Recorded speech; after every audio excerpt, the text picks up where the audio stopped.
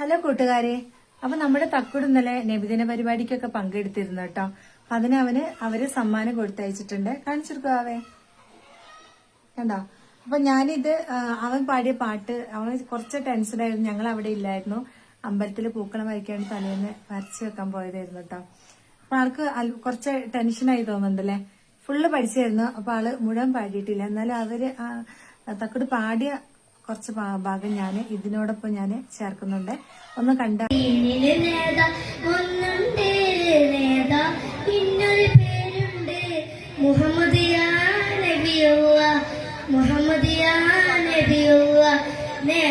തീർത്തൊരു വഴിയുണ്ട്, നിത്യദർശനമൊന്നുണ്ട്, അള്ള കൊടുത്ത കലാമുണ്ട്, കുർക്കാനും വകയുമുണ്ട്, വർഹാറ്റൽ തിരുനൂറിന് മണ്ണിൽ നല്ലൊരു ദീനുണ്ട്, ദീനിന് നേതാവൊന്നുണ്ട്, നേതാവിനൊരു പേരുണ്ട്, മുഹമ്മദിയാ നബിയുള്ളാഹ്.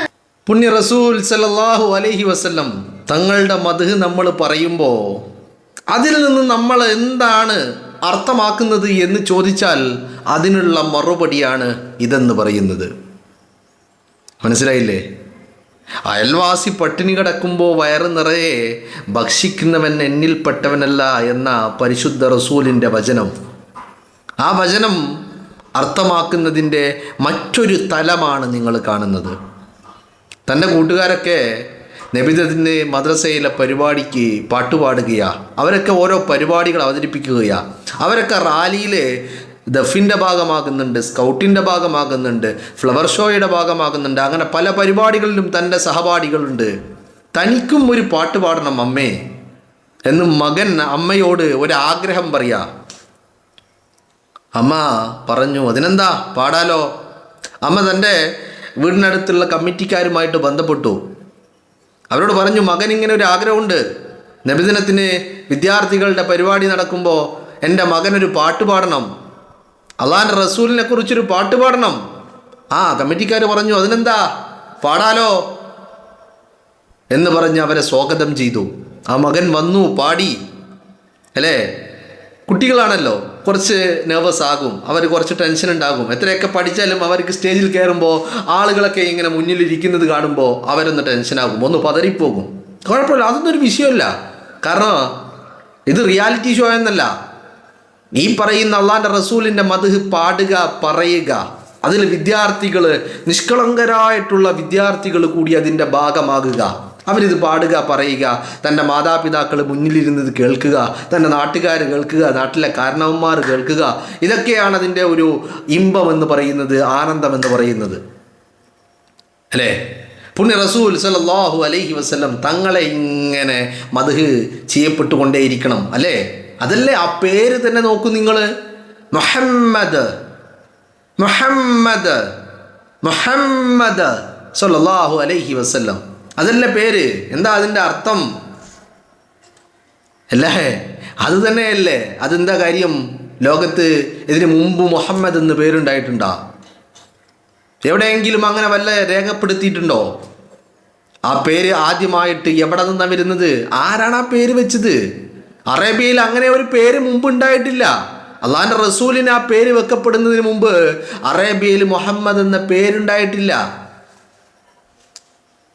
മനസ്സിലാക്കണം നിങ്ങൾ, അങ്ങനെ ഒരു പേരേ അറേബ്യയിൽ ഉണ്ടായിരുന്നില്ല. പിന്നെ എവിടെ നിന്ന് ആ പേര് വന്നു? ആ പേരിൻ്റെ അർത്ഥം എന്താണ്? ആ പേരിൽ തന്നെ ഇല്ലേ ഈ ലോകമുള്ള കാലത്തോളം നിരന്തരമായി വാഴ്ത്തപ്പെടേണ്ടവനാണ് എന്നുള്ളത്. സല്ലല്ലാഹു അലൈഹി വസല്ലം പരിശുദ്ധ നബിയെ, പുണ്യ ഹബീബിനെ, മുത്ത് റസൂലിനെ നിരന്തരമായിട്ട് ഇങ്ങനെ വാഴ്ത്തപ്പെട്ടുകൊണ്ടേയിരിക്കണം ലോകാവസാനം വരെ. ഒരു ഘട്ടത്തിൽ ആരും കേൾവി പോലുമില്ലാത്ത, ഒരു മനുഷ്യനും വെക്കപ്പെടാത്ത ഒരു പേര് സല്ലല്ലാഹു അലൈഹി വസല്ലം പുണ്യ നബിയുടെ പേരായി മാറുകയാണ്, മുഹമ്മദ് സല്ലല്ലാഹു അലൈഹി വസല്ലം. പിന്നെ അവിടുന്ന് അങ്ങോട്ട് കാണുന്നത് ലോകത്തിൽ ഏറ്റവും പ്രചാരമേറിയ ഒരു പേരായി മാറുന്ന കാഴ്ചയാണ് നമ്മൾ കാണുന്നത്, മുഹമ്മദ് സല്ലല്ലാഹു അലൈഹി വസല്ലം. അല്ലേ? അങ്ങനെയല്ലേ? ലോകത്തിൽ ഏറ്റവും അധികം പേര് വെക്കപ്പെട്ടുള്ള പേര് ഏതാണെന്ന് ചോദിച്ചാൽ അത് മുഹമ്മദ് അല്ലേ? നിങ്ങളൊന്ന് ആലോചിച്ച് നോക്കുക. അത് മുഹമ്മദാണ് സ്വല്ലല്ലാഹു അലൈഹി വസല്ലം അല്ലേ? ഒരു ഘട്ടത്തിൽ ഒരാൾക്കും അങ്ങനെ ഒരു പേരേ ഉണ്ടായില്ല. അതാ ഞാൻ പറഞ്ഞത്, ഈ പേര് വെച്ചതാരാ? പേര് വെച്ചത് പടച്ച തമ്പുരാനാണ്. ആ പേര് അവിടെ നിന്നാണത് വരുന്നത്, മുഹമ്മദുൻ അല്ലേ? അപ്പോൾ ആ നബി, ആ പ്രവാചകൻ സ്വല്ലല്ലാഹു അലൈഹി വസല്ലം വന്നതും ചേർത്ത് നിർത്തുകയായിരുന്നു. ബിലാല് ഒരു രാത്രി വന്നിട്ട് അള്ളാഹിൻ്റെ റസൂലിൻ്റെ കതകിൽ മുട്ടുന്നുണ്ട് അല്ലേ? കറുത്തവനായ ബിലാല്, കൂരിരുട്ടിനെ പോലും തോൽപ്പിക്കും വിധം കറുത്തവനായ ബിലാല്. ആ ബിലാൽ വന്നിട്ട് അള്ളാഹിൻ്റെ റസൂലിൻ്റെ പുണ്യ റസൂൽ സല്ലല്ലാഹു അലൈഹി വസല്ലമയുടെ വീടിൻ്റെ വാതിൽ മുട്ടിയിട്ട് പറയുന്നുണ്ട്, പ്രവാചകരെ എനിക്കും വിശ്വാസിയാകണം, അങ്ങയുടെ അനുയായിയാകണം. ഇത് പറയുമ്പോൾ ബിലാലിൻ്റെ ദേഹമാസകലം ഒരു ആടിൻ്റെ സ്മെല്ലാ, ഒട്ടകത്തിൻ്റെ വാസനയാ. ഉമയ്യത്തിൻ്റെ അടിമയായിരുന്നു. ഉമയ്യത്തിൻ്റെ ആടുകളെയും ഒട്ടകങ്ങളെയും മേക്കുകയായിരുന്നു ജോലി. അവിടെ നിന്ന് ഉടുതുണി ഇല്ലാത്ത ബിലാല് ഒരു കീറച്ചാക്ക് ഇങ്ങനെ വരിഞ്ഞ് കെട്ടിയിട്ട് നാണം മറക്കാൻ ഒരു കീറച്ചാക്ക് ഇങ്ങനെ മറച്ച് വെച്ചിട്ട് വന്നിട്ടാണ് അള്ളാഹിൻ്റെ റസൂലിൻ്റെ വാതിൽ മുട്ടിയിട്ട് ഇത് പറയുന്നത്. പുണ്യ ഹബീബ് സല്ലല്ലാഹു അലൈഹി വസല്ലം ഇങ്ങനെ ചേർത്ത് നിർത്തുന്നുണ്ട് ബിലാലിനെ, തൻ്റെ മാറോടങ്ങോട്ട് ചേർത്ത് പിടിക്കുന്നുണ്ട്. ആ ബിലാൽ പിന്നെ ആരായി എന്നുള്ളത് ചരിത്രമാണ് പറയുന്നത് നമ്മളോട് അല്ലേ?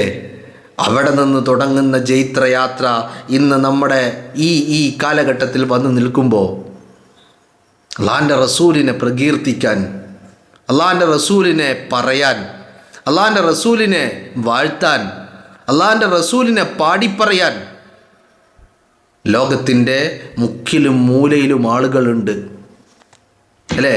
അതിൻ്റെ ഒരു മറ്റൊരു വേർഷൻ അതാണ് ഇപ്പം നിങ്ങൾ കണ്ടത്. ഈ ഒരു വീഡിയോ കണ്ടപ്പോൾ ഇത് പ്രത്യേകമായിട്ടൊന്ന് പങ്കുവെക്കണം തോന്നി എൻ്റെ പ്രേക്ഷകരുമായിട്ട്. കാരണം മുത്ത് റസൂലിൻ്റെ കാര്യം പറയുമ്പോൾ ചിലപ്പോൾ കൂട്ടത്തിൽപ്പെടുന്ന ആളുകൾക്ക് തന്നെ ചില ആളുകൾക്ക് ഒരു വല്ലാത്തൊരു വിമ്മിഷ്ടം അതൊക്കെ കാണുന്നുണ്ട് അവിടെ ഇവിടെയൊക്കെ. എവിടെയും നിൽക്കാനും ഇരിക്കാനും പറ്റാത്തൊരു കാര്യം. മുത്ത് റസൂലിൻ്റെ കാര്യം പറയുമ്പോൾ അവരൊക്കെ ഒരു വലിയ നെഗറ്റീവിലേക്ക് പോകുന്നൊരവസ്ഥ. അതുവരെ ഭയങ്കര പോസിറ്റീവായിരിക്കും. മുത്ത് റസൂൽ സല്ലല്ലാഹു അലൈഹി വസല്ലം തങ്ങളെക്കുറിച്ച് പറഞ്ഞാൽ ഇവരൊക്കെ വലിയ നെഗറ്റീവാകും.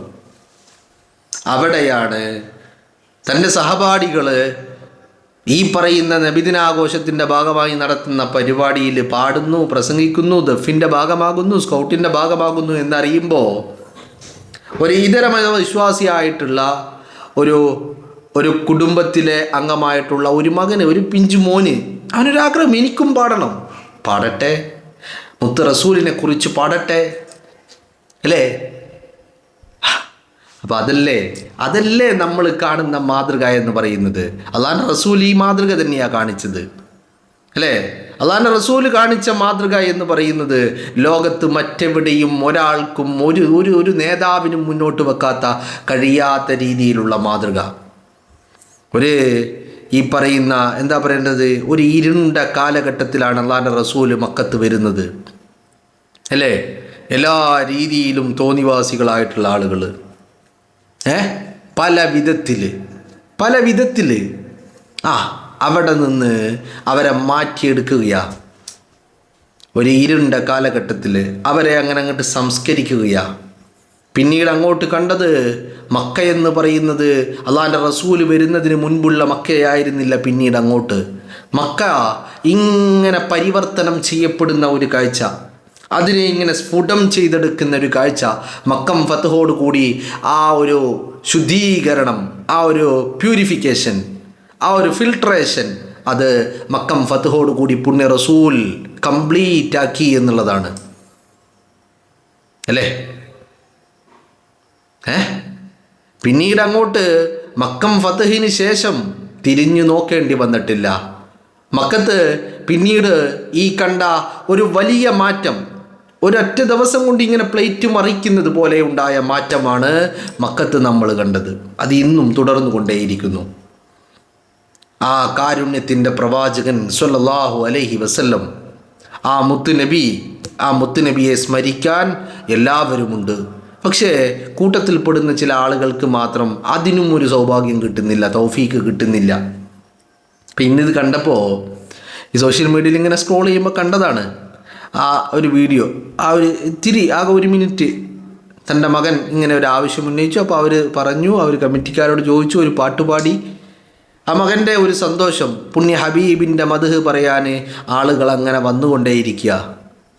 നിരന്തരമായി പറയപ്പെടേണ്ട, മദ്ഹ് പറയപ്പെടേണ്ട ലോകത്തിലെ ഏക വ്യക്തി അല്ലേ, അഷ്ഹദു അല്ലാ ഇലാഹ ഇല്ലല്ലാഹ് വ അന്ന മുഹമ്മദൻ റസൂലുള്ളാഹ് സ്വല്ലല്ലാഹു അലൈഹി വസല്ലം. ആ പുണ്യ ഹബീബിനെ ഞാൻ കഴിഞ്ഞ ദിവസം, ഞാൻ ഇത്രയും ദിവസം അല്ലെങ്കിൽ ജീവിതത്തിൽ തന്നെ പറയാം, പലരും പുണ്യ റസൂലിനെ ഇങ്ങനെ വർണ്ണിക്കുന്നത് നമ്മൾ കണ്ടിട്ടുണ്ട്. പക്ഷെ കഴിഞ്ഞ ദിവസം പുണ്യ റസൂലിനെ വർണ്ണിക്കുന്നതോടൊപ്പം ഞാൻ പങ്കുവെച്ചിട്ടുണ്ടായിരുന്നു അഡ്വക്കേറ്റ് ഷിബു മീരാൻ പങ്കുവെച്ച ഒരു കുറിപ്പ്. അത് പുണ്യ റസൂലിനെ വർണ്ണിക്കുക മാത്രമായിരുന്നില്ല, അത് ഉള്ളിൻ്റെ ഉള്ളിലുള്ള ഒരു ആഗ്രഹത്തെ അദ്ദേഹം പ്രകടിപ്പിക്കുകയായിരുന്നു. പക്ഷേ അതൊരു വല്ലാത്ത അനുഭൂതിയായിരുന്നു. പലതും വായിച്ചും കേട്ടും പരിചയമുള്ള നമ്മുടെ മുന്നിൽ പുണ്യ റസൂലിൻ്റെ ഒരു ഹിജ്റ പോകണമെന്ന് പറഞ്ഞുകൊണ്ടാണ് ഷിബു മീരാൻ തുടങ്ങിയത്. ഹിജ്റ പോകണമെന്ന് പറഞ്ഞാൽ ഈ കാലഘട്ടത്തിൽ നിന്ന് അള്ളാഹിൻ്റെ റസൂലിൻ്റെ കാലഘട്ടത്തേക്ക്, അള്ളാഹിൻ്റെ റസൂൽ മക്കത്തും മദീനത്തും ജീവിച്ച കാലഘട്ടത്തേക്ക്, അള്ളാഹിൻ്റെ റസൂൽ ഉഹദിലും ബദറിലും പങ്കെടുത്ത ആ കാലഘട്ടത്തേക്ക്. അപ്പോൾ അള്ളാഹിൻ്റെ റസൂലിനെ ഇങ്ങനെ പറഞ്ഞുകൊണ്ടിരിക്കുക. മനസ്സിലായില്ലേ?